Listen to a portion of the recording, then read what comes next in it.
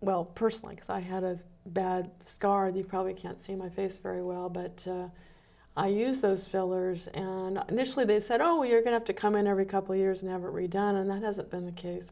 And I was extremely grateful. Oh, that's great. Yeah, so modern medicine can help if people are having these challenges. I was attacked by a wild cat, believe it or not. You don't think cats can do a damage to a face, but they can. And I had to have stitches on my face. Wow, so Yeah. a laceration, yes, of Yeah, course. But yeah. the skin has the amazing ability Yeah. to heal. Yeah. It and really does. It was just amazing to me that we're so resilient. We don't even know it, and with the right care. I guess that's the message, the Absolutely. right care. Yeah. You, before the show started, Allison, you were talking about how men's skin tends to be a little thicker than women's, and perhaps a little bit more resilient to weather, to sun, to just weathering over time. And why is that? Well, men's skin tends to be about 25% thicker than women's skin, and they also have a lot of collagen. So unfortunately, women, we tend to age, they say 15 years before men do at the same age, and that's just genetics. But so men's skincare is very similar, though. You would be very surprised to know that men can actually have sensitive skin just like anybody else. And so again, it's treating for their skin type. You know, they do have a little bit more, because of testosterone, they produce more oils, so they tend to be a little bit more oily. But generally speaking, you treat the skin just like you would anybody else, depending upon what's happening with their skin at that time. The one thing I would recommend for men is when they're shaving, because they are prone to getting those ingrown hairs, use a single or double blade razor. All the razors that have come out with multiple, electric's great as well. Okay. But if you're using a blade, a handheld, you want a single or a double blade, because the other ones can cause much more of that Of the ingrown hairs? of the ingrown hair and breakout. Oh, how interesting. In which case, a great cleanser with salicylic acid can help kind of break that up and keep the follicle clear. So getting back to aging, because I'm sure a lot of our viewers are interested in that topic, are there racial differences among people as to who ages faster? I mean, my impression is the fairer the skin, the faster you age. Is that true in your view? I would say that could be true in cases. I really think it depends on how you take care of your skin. There was an amazing study of two twins, and one lived in Florida and one lived in Alaska. The one that lived in Alaska never saw sun. So you fast forward, and they did this study for over many, many years, and you fast forward, they have the exact same skin type, but one took care of her skin and the other didn't. Wow. So sun exposure, is a big one. Fabulous. It's really important to know. And we're in ski season. Is there anything specific people should be doing if they're out on those slopes?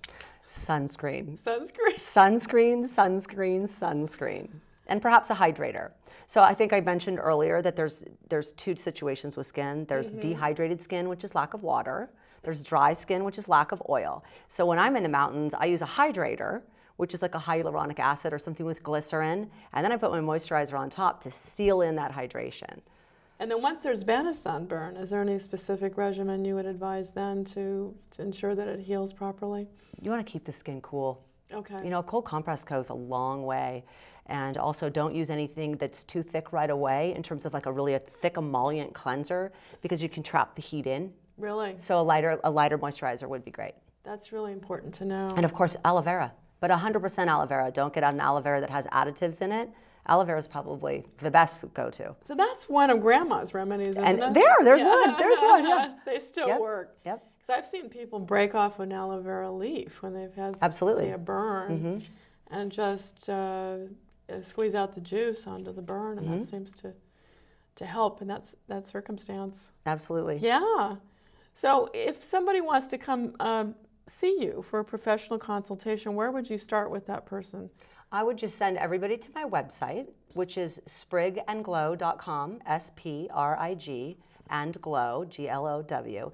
And I have all my contact informations there. You can absolutely contact me with questions. Feel free to email me. I also have a lot of information on there and a lot of resources. So if somebody wants to look up their skin type and a skincare routine, I have all of that information on the website. So if there's some other level of treatment, like for instance, say you're working with an older person, or it could be a midlife person, and they came in initially for a consultation about uneven pigment, which is often a problem as we get older. and then you notice skin cancer, you would then refer them to another professional. Absolutely. And Board certified dermatologist. so are you for sure. skilled And I enough- have sent people to the dermatologist Okay. and they've actually come back and said, oh, wow, thank you for sending me.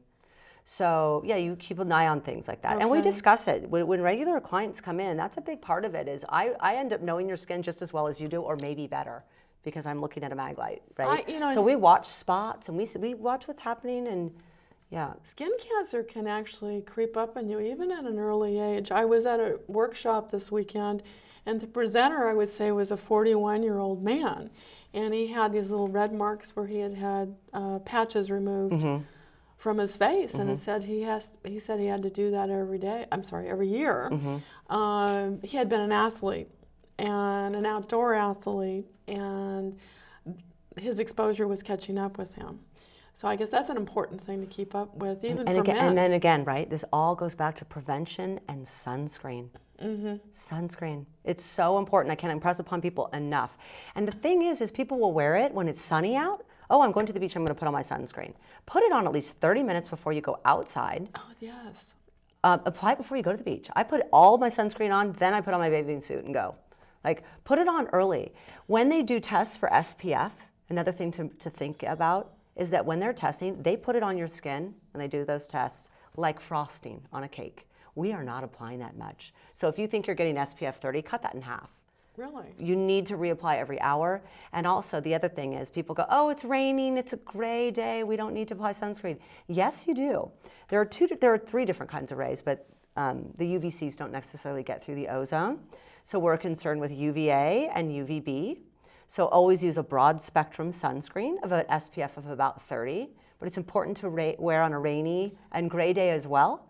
UVB rays are out all the time, but so are the UVAs. And the UVAs are the UV aging rays, I call them. You know what's important for people to know, too, if they're on any medications, sometimes the medications make you more sensitive to Absolutely. sun. Absolutely. And then you pay attention even more closely. And we said we were going to cover skincare for all ages. We need to also mention babies. We haven't talked about babies. Anything special you want to? Babies and pregnant women. Yeah. Babies and pregnant women. Okay. Use things that are extremely clean. There are a lot of great reputable companies out there that use products for babies. And people with sensitive and sensitized skin can use those products as well. But keep it simple. The 3 things that everybody needs to do: sunscreen, cleanse, and moisturize. Those are the 3 things. But with babies, keep it simple. A little gentle bath. Make sure you rinse well because you don't want residual soap on the skin. And make sure that they stay, hydrated and moisturized. So let's recap the important points because we're going to be winding up in a few minutes. So say your top 3 takeaways. What would you say what would you share with the viewers would be the most important 3 things to remember for skincare? We are what we eat. I would say beauty starts from within.